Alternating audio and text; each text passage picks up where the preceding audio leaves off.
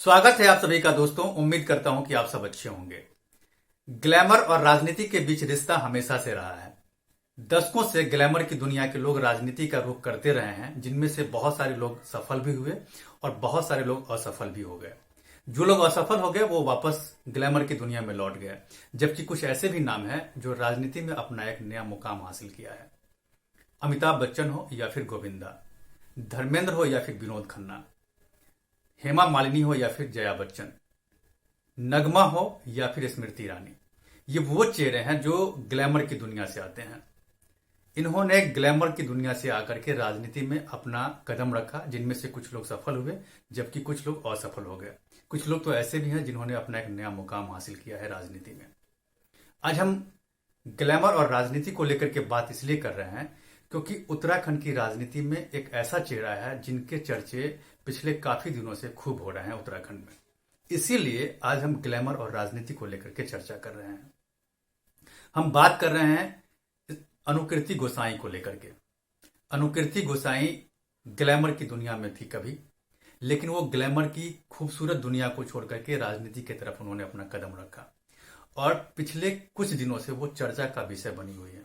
उसके पीछे का कारण क्या है उसके बारे में हम आपको बताएंगे, लेकिन सबसे पहले मैं आपको अनुकृति गोसाई का जो बैकग्राउंड है उसके बारे में मैं बता दे रहा हूं। अनुकृति गोसाई उत्तराखंड के कद्दावर नेता हैं हरक सिंह रावत उनकी बहू है। वो ग्लैमर इंडस्ट्री से बिलोंग करती हैं। वो मिस इंडिया दिल्ली रह चुकी हैं 2013 में। इसके बाद मिस इंडिया के लिए भी उन्होंने शिरकत की थी, जहां पर वो 5वें नंबर पर रही। इसके बाद अनुकृति गोसाई मिस इंडिया पैसिफिक और मिस इंडिया ग्रैंड इंटरनेशनल में भी उन्होंने भारत का नेतृत्व किया था। इसके बाद अनुकृति गोसाई ग्लैमर इंडस्ट्री को हमेशा के लिए विदा कर दिया जब उनकी शादी हरक सिंह रावत के बेटे से हुई, और उसके बाद वो पूरा ध्यान अपना राजनीति की तरफ उन्होंने लगाना शुरू कर दिया। और ऐसी खबरें हैं कि अनुकृति गोसाई उत्तराखंड की जो लैंसडाउन विधानसभा सीट है वहां से वो लगातार पिछले 3-4 साल से वो काम कर रही थी, और उनको ये हमें उसी समय से महत्वाकांक्षा थी कि वो उत्तराखंड की लैंसडाउन की सीट से वो अगला विधानसभा का चुनाव लड़ेंगे साल 2022 का, जो अभी हो रहा है। और इसी को लेकर के वो लगातार काम कर रही थी। उनका अपना एक एनजीओ भी है जो महिला उत्थान के लिए काम करती है, और इसके साथ साथ वो वहां के युवाओं को, वहां के जो बेरोजगार लोग हैं उनसे मिलकर के उनसे बात करती रहती थी, और उनकी समस्या का समाधान कैसे होगा इस पर वो हमेशा से वो एक्टिव रहती थी। और अभी जब विधानसभा का चुनाव शुरू हुआ तब ये चर्चा का विषय बन गया कि अनुकृति गोसाई उत्तराखंड के लैंसडाउन सीट से वो चुनाव लड़ना चाहती है। उनके ससुर हरक सिंह रावत अभी तक वो बीजेपी के कद्दावर नेता हुआ करते थे पिछले कुछ समय तक, और बहू की खुशी के लिए उन्होंने बीजेपी के शीर्ष नेताओं से उन्होंने बात की उनकी लैंसडाउन की टिकट पक्की करने के लिए। इसके साथ साथ वो एक सेफ सीट चाहते थे जहां से वो चुनाव लड़ना चाहते थे, लेकिन बीजेपी के साथ उनकी नहीं बनी और बीजेपी ने उनको पार्टी से निकाल दिया 6 साल के लिए। इसके बाद अभी हाल ही में वो और अपनी बहू के साथ कांग्रेस उन्होंने अरे सर आपस में बात हेलमेट आ जाएगा। Thank you. और सबसे बड़ी बात यह है कि कांग्रेस ने उत्तराखंड की जो 70 विधानसभा सीट है उसमें से 64 विधानसभा सीट पर जो प्रत्याशी होंगे उनके नाम का ऐलान कांग्रेस ने कर दिया है। और दिलचस्प बात यह है कि कांग्रेस ने हरक सिंह रावत की जो बहू है अनुकृति गोसाई, जो चर्चा का विषय बनी हुई है, उनको उनकी जो पसंद की सीट है लैंसडाउन, वहां से टिकट भी कांग्रेस ने दे दिया है। अब कांग्रेस के लिए क्या है कि 6 सीट पर उनको अपना उम्मीदवार अनाउंस करना है। हरक सिंह रावत को अभी तक टिकट नहीं दिया है पार्टी ने, तो अब नजर मेरी ये बनी हुई है कि हरक सिंह रावत को कांग्रेस टिकट देती है या नहीं, क्योंकि हरक सिंह रावत जब बीजेपी में थे तो उन्होंने अपने पसंद की सीट मांगी थी, लेकिन वहां नहीं बात बनी, तब जाकर के उनको कांग्रेस ज्वाइन करना पड़ा। तो अब ये है सबसे बड़ी बात कि हरक सिंह रावत को ये जो 6 सीट का अनाउंसमेंट करना है कांग्रेस को, उनमें उनको जगह मिलती है या नहीं, ये देखने वाली बात होगी। लेकिन बात जहां तक उनकी बहू अनुकृति गोसाई का है, तो अनुकृति गोसाई उत्तराखंड के लैंसडाउन की जो सीट है उस पर वो लगातार पिछले 3-4 साल से काम कर रही थी। खूबसूरत जगह है लैंसडाउन, लोग वहां जाते हैं घूमने के लिए, और यहीं पर उनका अपना एनजीओ है जो महिला उत्थान के लिए काम करती हैं। वो भी लगातार वो पिछले 3-4 साल से उस पर एक्टिव रही हैं, उस पर काम करती रही हैं, और ये उनका अपना जाना माना इलाका है।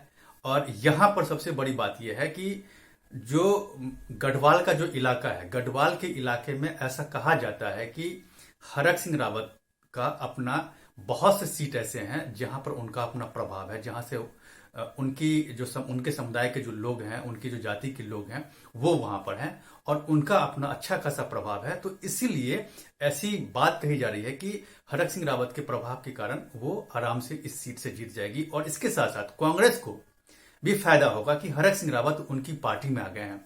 और गढ़वाल में आने के बाद हरक सिंह रावत ने भी दावा किया था कि उनका अपना जो है आकलन है कि कम से कम 20+ सीटें ऐसी है जहां पर उनका अपना प्रभाव है, और इसका फायदा कांग्रेस को मिलेगा।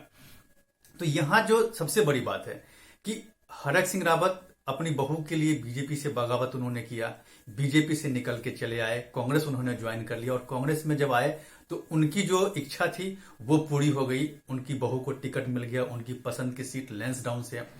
अब बहू अपनी सीट पर विधानसभा चुनाव के लिए वो तैयारी भी कर रही हैं, और ऐसी खबरें हैं कि यहां पर उनको फायदा मिलेगा। तो यहां पर यह देखना है कि हरक सिंह रावत के और उनकी बहू के आने से कांग्रेस को कितना फायदा होता है उत्तराखंड में, क्योंकि उत्तराखंड में हमें अभी तक जब से सरकार का गठन हुआ है, जब से राज्य बना है, तब से लेकर के अब तक का जो देखा गया है उसमें यह है कि हर 5 साल के बाद वहां पर सरकार बदल जाती है। तो इस बार ये देखना है कि इस बार वहां पर क्या होना है, क्या कांग्रेस वहां पर सत्ता में वापसी करेगी या फिर बीजेपी को मतलब कोई नुकसान नहीं होगा और दोबारा वो सत्ता पाने में वो उनको फायदा मिल जाएगा, ये देखने वाली बात होगी। लेकिन बीजेपी के अंदर भी इस बात की चर्चा है कि हरक सिंह रावत के जाने से गढ़वाल के क्षेत्र में बीजेपी को नुकसान होगा।